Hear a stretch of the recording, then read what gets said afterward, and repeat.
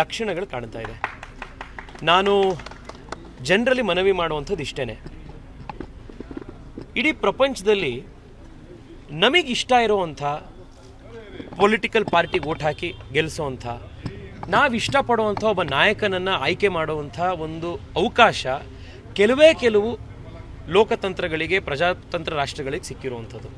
ಅದರಲ್ಲೂ ಕೆಲವು ರಾಷ್ಟ್ರಗಳು ಪ್ರಜಾತಂತ್ರ ಅಂತ ಹೆಸರು ಮಾತ್ರ ಕರೆಸ್ಕೊಳ್ತವೆ, ಆದರೆ ಇನ್ ರಿಯಲ್ ಸೆನ್ಸಲ್ಲಿ ಡೆಮೋಕ್ರಸಿನೇ ಇಲ್ಲ.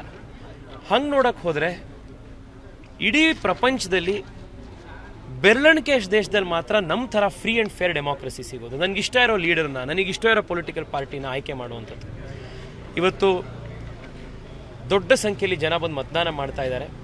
ಬರೀ ನಮ್ಮ ಕ್ಷೇತ್ರದಲ್ಲೇ 18ರಿಂದ 25ನೇ ವಯಸ್ಸಿನ 2 ಲಕ್ಷಕ್ಕೂ ಹೆಚ್ಚು ಜನ ಯುವಕರಿದ್ದಾರೆ. ನಾನು ವಿಶೇಷವಾಗಿ ಯುವಕರಿಗೆ ನಾನು ಮನವಿ ಮಾಡ್ತಾ ಇದ್ದೀನಿ, ದಯವಿಟ್ಟು ಬಂದು ಮತದಾನ ಮಾಡಿ. ನಮ್ಮ ವೋಟು ನಮ್ಮ ಹಕ್ಕಷ್ಟೇ ಅಲ್ಲ, ನಮ್ಮ ಕರ್ತವ್ಯ ಕೂಡ. ಮುಂದಿನ 5 ವರ್ಷಗಳ ದೇಶದ ನಾಯಕನನ್ನು ಆಯ್ಕೆ ಮಾಡುವಂಥ ಚುನಾವಣೆ ಇದು. ದೇಶದ ಸುರಕ್ಷತೆಯ ವಿಷಯವನ್ನು ನಿರ್ಧಾರ ಮಾಡುವಂಥ ಚುನಾವಣೆ ಇದು.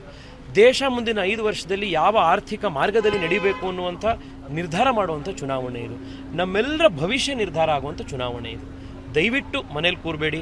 ಬಿಸಿಲಿದೆ, ಮಧ್ಯಾಹ್ನ ಸ್ವಲ್ಪ ಬಿಸಿಲು ಕಡಿಮೆ ಆದಮೇಲೆ ಹೋಗ್ತೀವಿ, ಮಧ್ಯಾಹ್ನ ಊಟ ಮಾಡಿ ಒಂದು ಅರ್ಧ ಗಂಟೆ ರೆಸ್ಟ್ ಮಾಡಿ ಹೋಗ್ತೀವಿ. ಇದೆಲ್ಲ ನಾವು ಹೇಳ್ಕೊತಾ ಹೋದರೆ ಸಾಯಂಕಾಲ ಮುಗ್ದೇ ಹೋಗ್ಬಿಡುತ್ತೆ. ದೊಡ್ಡ ಸಂಖ್ಯೆಯಲ್ಲಿ ಬನ್ನಿ, ಮತದಾನ ಮಾಡಿ, ನಮ್ಮ ಕರ್ತವ್ಯ ಇದು.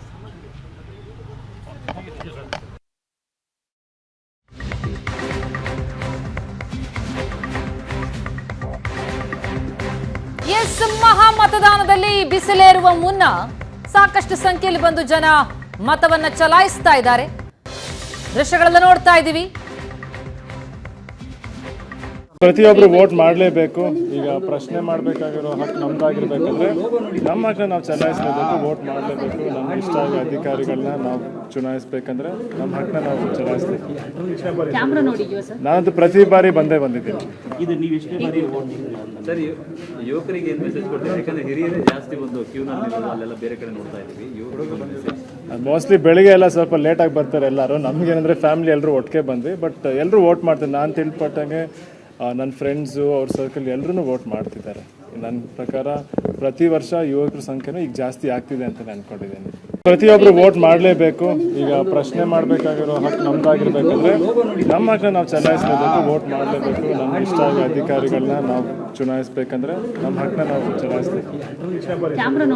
ನಾನಂತೂ ಪ್ರತಿ ಬಾರಿ ಬಂದಿದ್ದೀನಿ. ಇದು ನೀವು